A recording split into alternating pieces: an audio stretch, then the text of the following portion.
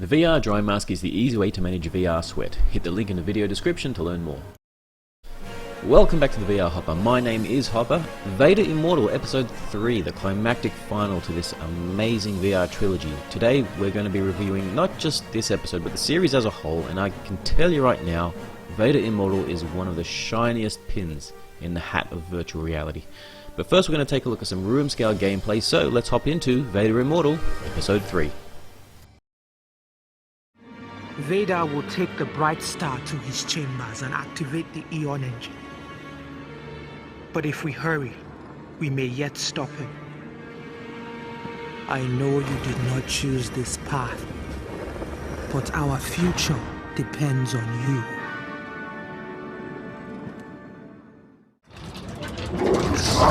It is done. They now recognize you as their master.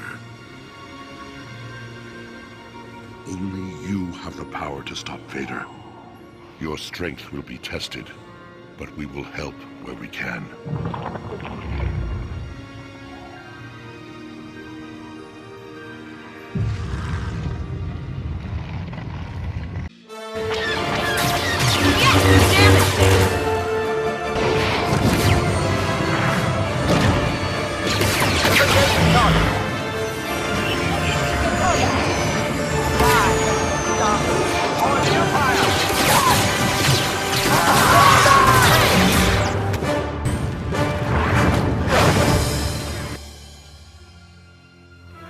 Reach inside yourself, find the strength, and remember, fate chose you.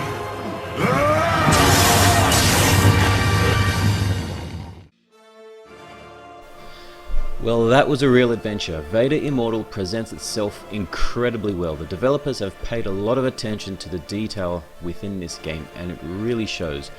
There's just so much polish and sheen to this title, and the result is an immersive, cinematic experience that leaves you wanting more. The game does a fantastic job of guiding the emotions and the mood of the player through the story arc, and it doesn't take a while for this to happen either. It happens straight away. As soon as you set foot in the game, there's an immediate and effective emotional direction that makes you pay attention. Your ship is under attack and your droid pilot, Zoe, is yelling at you, we need to get out of here, flick the hyperdrive switches, and this is made more potent by a great musical score that's tailored for every scene in the game. And that's probably how I describe the Vader Immortal series, a perfectly tailored experience.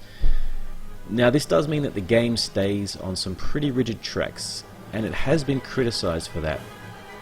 But it's also the reason why the developers could apply so much polish to the game, because every scene, every moment is handcrafted to be as immersive and enthralling as possible.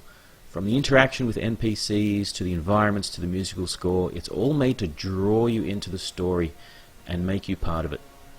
The main story arc itself is extremely relevant to the core of Star Wars lore, and it fits nicely into Vader's character and what we already know about him.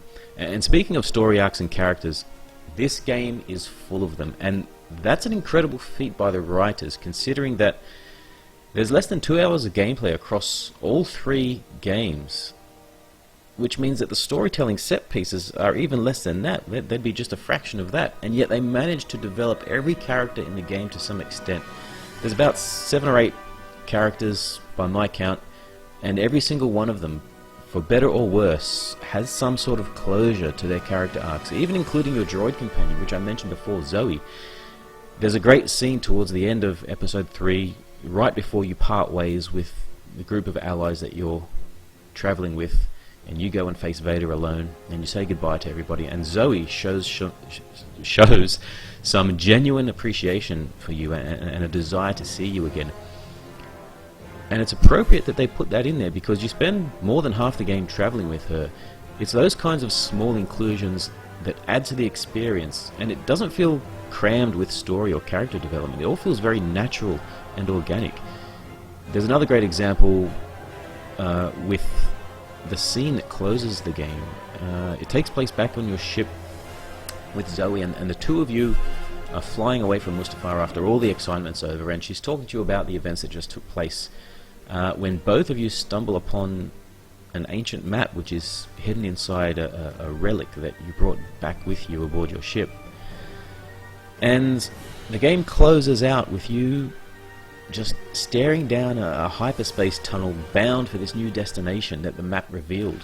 And it's the perfect closure to the series, because it all began with you and Zoe on your ship in a dangerous situation, and it ends with you and Zoe on your ship embarking on this new adventure. And so your character and Zoe's character and the series as a whole comes full circle and completes the series really nicely.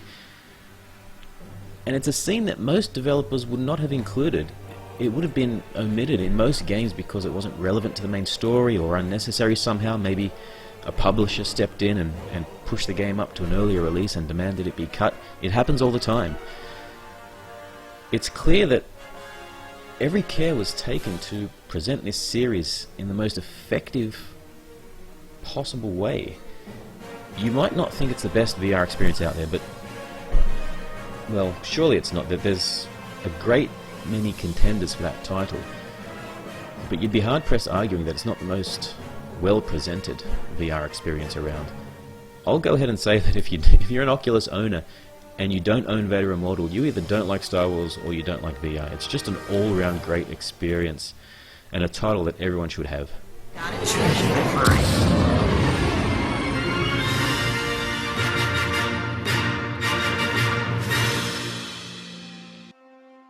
Thank you so much for watching this video. If you liked it, hit the thumbs up, comment and subscribe. Don't forget to check out our sponsor in the description, and I'll see you in the next one.